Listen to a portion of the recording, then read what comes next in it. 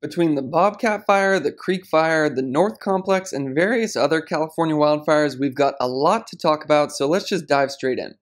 First thing we'll do is take a look at the satellite imagery here, and the first thing I notice is that the air quality looks about as good as it has looked in possibly a month. Now, before we get into the air quality though, I want to talk about the Bobcat Fire down here in Southern California. The reason I want to talk about this first is because there's some pretty pressing things going on with this one, and I would say it's the wildfire in California I'm the most worried about right now. You can see the smoke plume down there in Southern California, just burning north and northeast of Arcadia. Now, if we actually zoom into the map here, this map, as always, shows fire perimeter, and these red dots show active hotspots. And this is the reason I'm so concerned about this fire right now.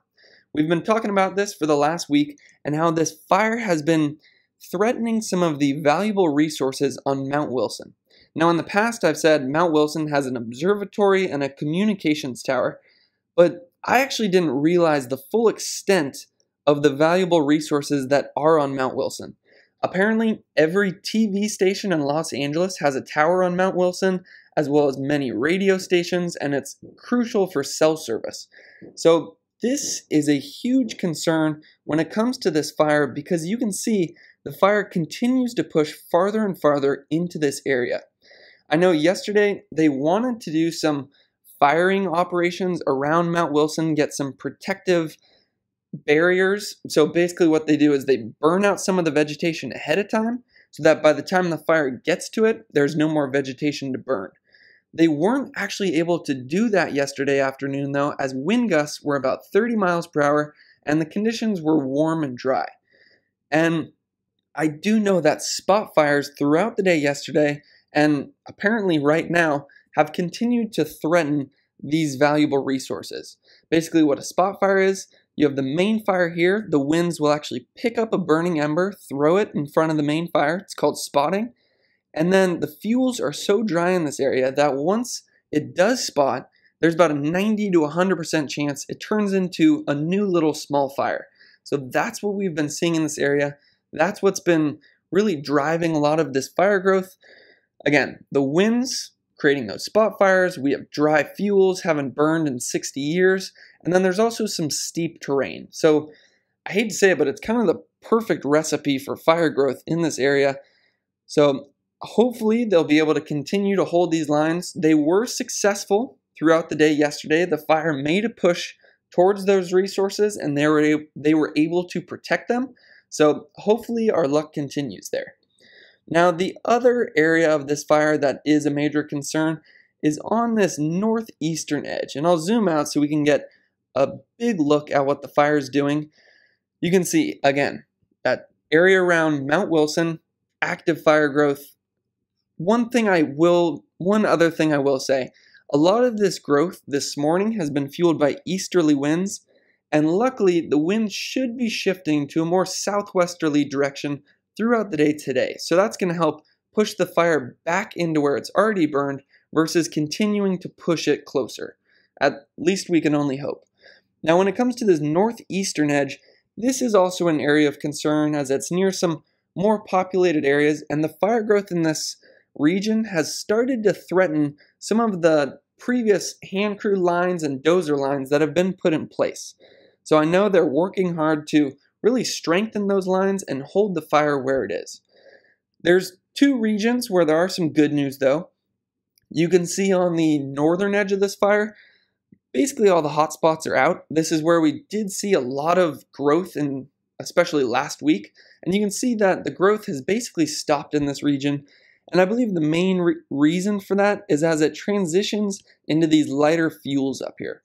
The other great news with this one is on the southern edge. This was one of the main priorities last week as the southern edge was pushing into some of these more populated areas. But as you can see, basically all the hotspots are gone. I heard from a number of sources that they're pretty much just mopping up the fire in this area. So hopefully they get it completely out in this area and then they can divert some of those resources to help out on Mount Wilson. So when it comes to the Bobcat Fire, we're up to almost 110,000 acres. It is at 17% containment, up 2% from yesterday, so we're going in the right direction. You can see personnel is 1,500. I know that personnel and resources have been a major problem for this fire, and the main reason for that is there's over 25 major fires going on around California, so unfortunately resources are spread thin right now. When it comes to the forecast, I pulled up Mount Wilson, so this is going to look different than it has looked in previous days because this will be the forecast for a higher elevation place. So the first thing you might notice is that the high temperatures are lower. But something else you'll notice is that humidity is basically a flat line.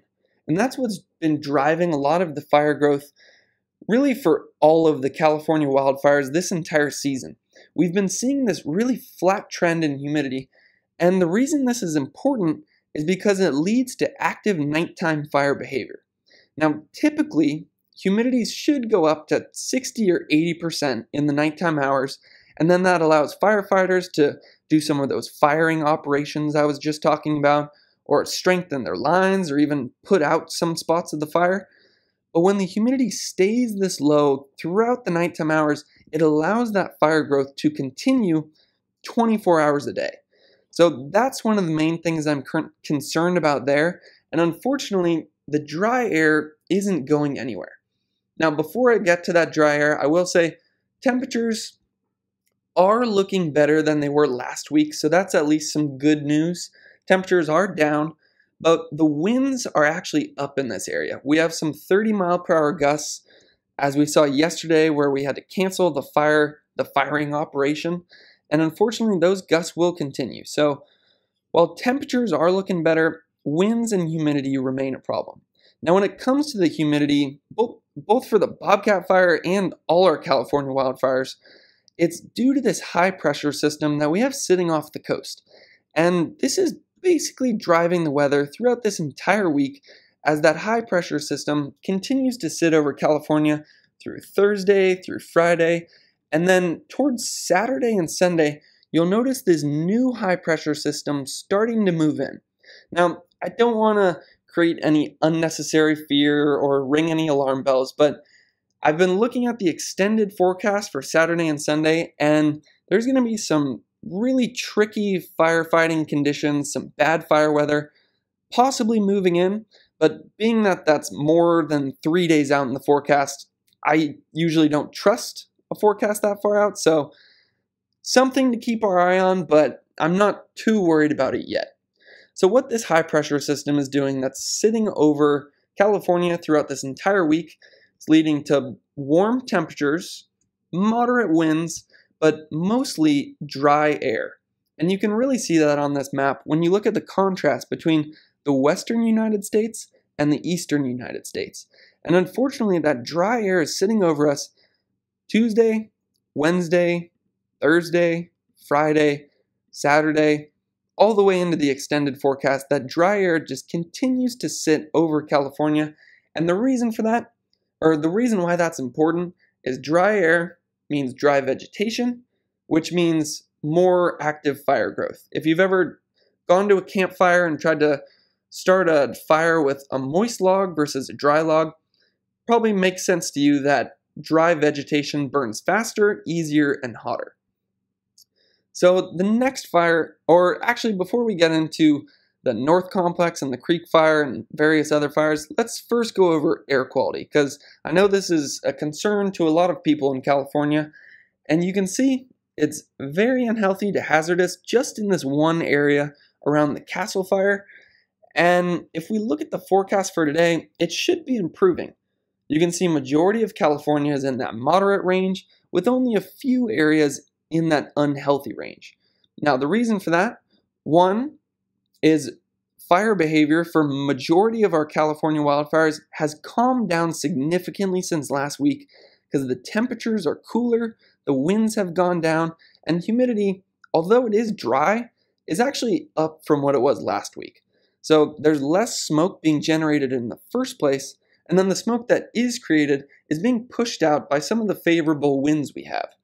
Now you will notice this spot up here where you do still have that unhealthy air forecasted throughout the day today, And that is actually something that came to my attention yesterday.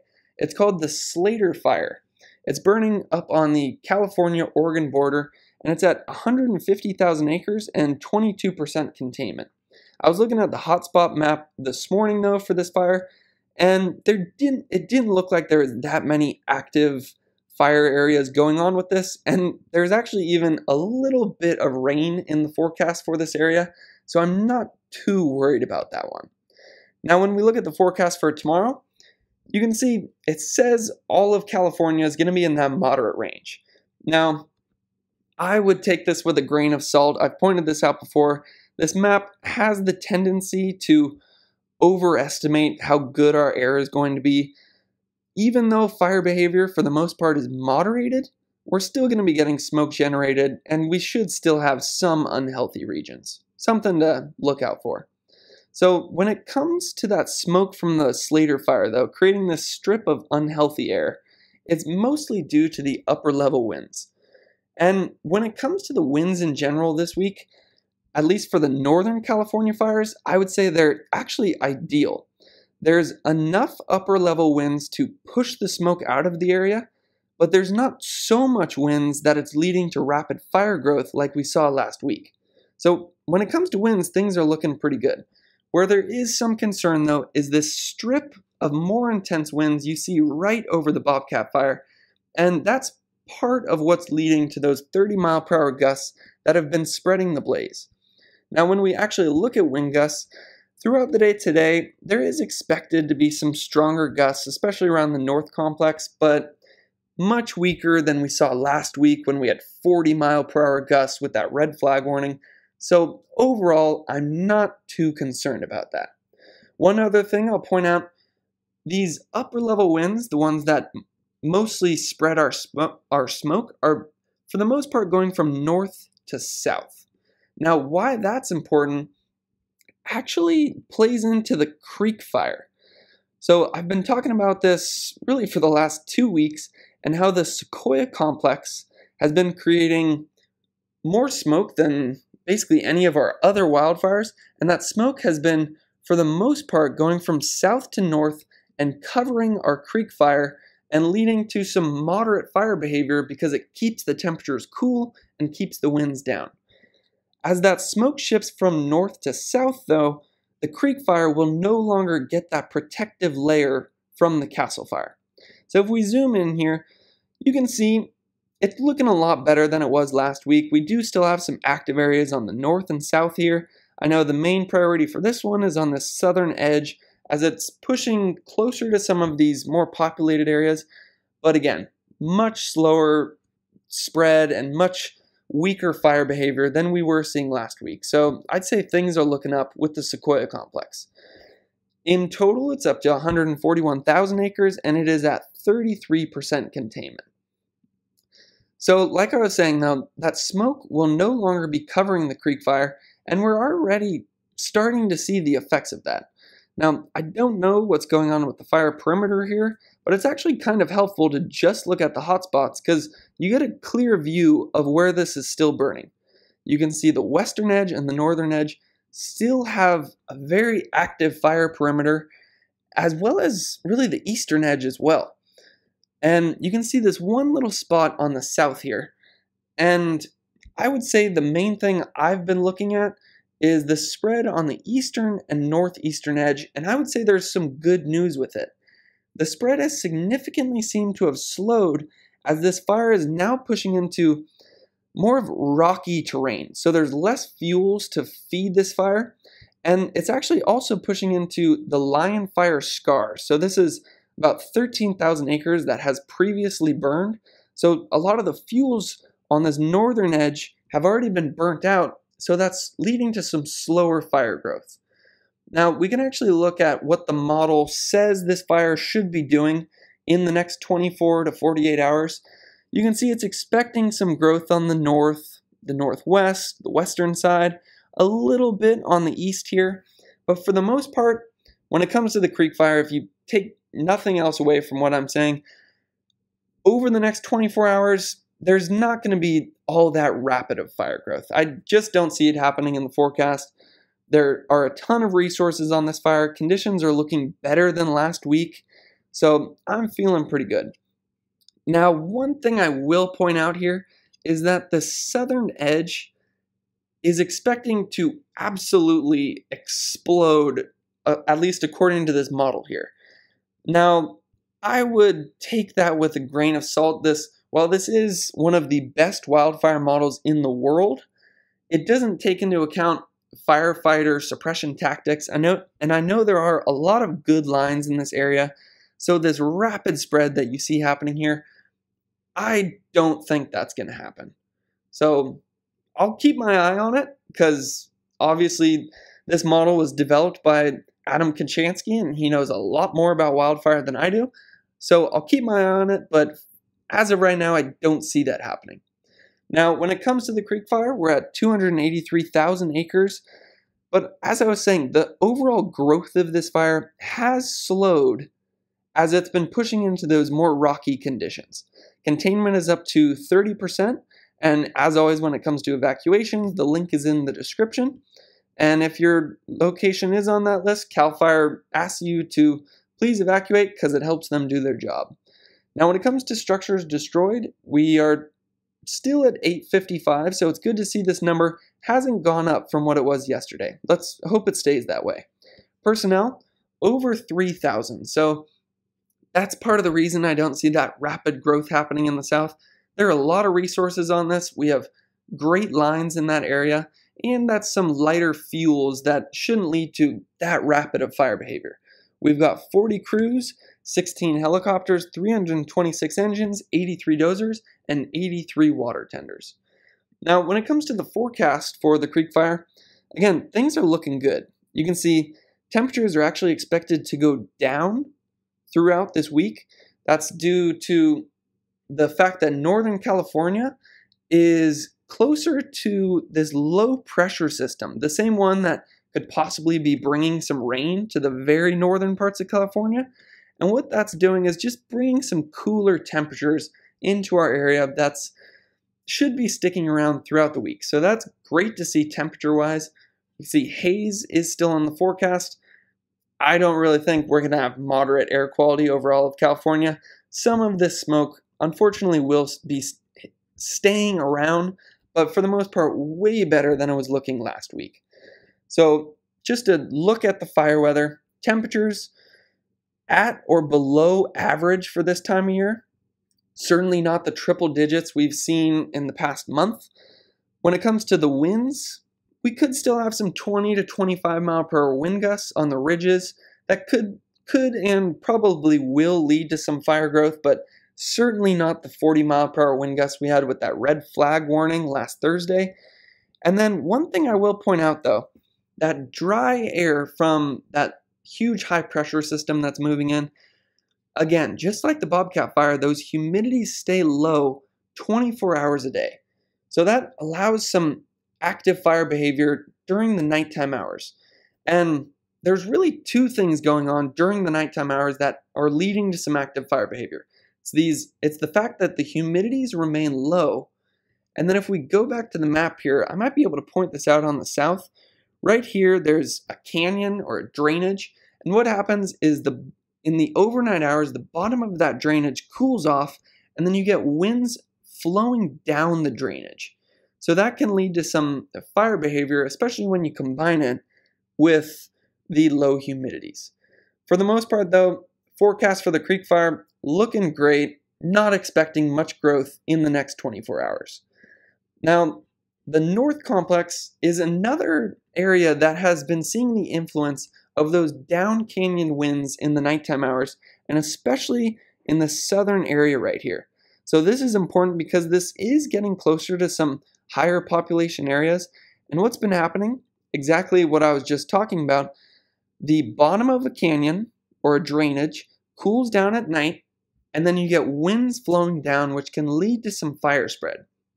Now the good news is the exact opposite happens during the day. That canyon heats up, and then you get winds flowing up the canyon, which would spread the fire back into where it's already burned, and then would allow fires to get some lines in and put out some of these spots. So that's one of the key areas I am watching when it comes to the North Complex. But when it comes to the North Complex overall, this is actually the fire I'm feeling the best about. You can see the northern edge here has significantly calmed down from what it looked like, especially last week. This northern edge was just blowing up. You can see there's still some hot spots, but much reduced, as well as this northeastern area. One other area is around Orville. You can see there's barely, I can't even find any hot spots remaining in this area. I know CAL FIRE is trying to get some last few firing operations and some line strengthening in this area, and then they're actually hoping to start repopulating some of these areas, which is great to hear. As always though, don't take my word for it. Be sure to check the CAL FIRE website for the most recent evacuation notices. So when it comes to the North Complex, we're up to 298,000 acres and we're at 74% containment. So that's a big reason I'm feeling great about the North Complex right now. We have 74% containment, and if you look at the resources, we have over 3,000 personnel. So they're going to be able to divert some of that personnel to the areas that are still actively burning because they've secured the rest of the fire border. Now we have 58 crews, 26 helicopters, 253 engines, 81 dozers, and 82 water tenders. Now I will point out the damages and losses associated with this fire. At least they haven't gone up in the last 24 hours, but overall this fire has been one of the worst in the history of California. Over 1,800 structures destroyed, 2 injuries, and 15 fatalities.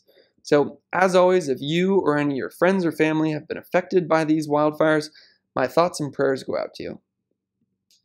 Now, when it comes to the forecast for the North Complex, again, like the other fires, at least except for the Bobcat, things are looking good throughout this week. Temperatures remain moderate, winds remain moderate. We could have some 20 to 25 mile per hour wind gusts on the ridges, but certainly not the 40 we saw last week. And for the most part, humidity is actually looking better, even with that high pressure system moving in, than it did last week. You can see the lows are in the 20s and 30s. Last week we had teens and 20s, even single digits in some places. So when it comes to humidity and the overall forecast for the North Complex, I'd say things are looking great. Now, the last fire I want to talk about is the August Complex. This is the largest wildfire in the history of California. And to put it into perspective, I heard an amazing fact this morning. If you were to straighten out the fire perimeter of the August Complex, it would reach past Los Angeles. So that basically just puts into perspective how massive this fire is. Now, hopefully, this fire will stop growing in the next 24 to 48 hours, as we're already seeing some reduced fire behavior in the north here, and 100% containment on this eastern side. So they're getting the resources on this eastern side and redeploying them to the southwestern edge, where you see there is still some active fire behavior. Some of the main reasons for this: one, fuels in this area are critically dry. The terrain is extremely steep, so it's hard to get crews in here. And the smoke has been so heavy that they can't really do aerial operations. So that'll be some good news if those winds from the north start to actually push into this fire. We could start to see that smoke clear, and then they could get some aerial operations in here to put this fire out. So when it comes to the August Complex, like I said, largest wildfire in the history of California, 846,000 acres, but we are up to 43% containment, majority of that being on the eastern edge. Taking a wide look at all our wildfires, it's always just crazy to put this season in perspective. We've had over 3 million acres burned, by far the largest wildfire California season in history, and of our top 5 California wildfires of all time, 4 are actually still burning right now. Now, SCU and LNU aren't actively growing anymore, but when it comes to August, North Complex, and Creek Fire, although conditions are looking up throughout the majority of this week, we should still see some growth, so I will continue to make these updates every single day.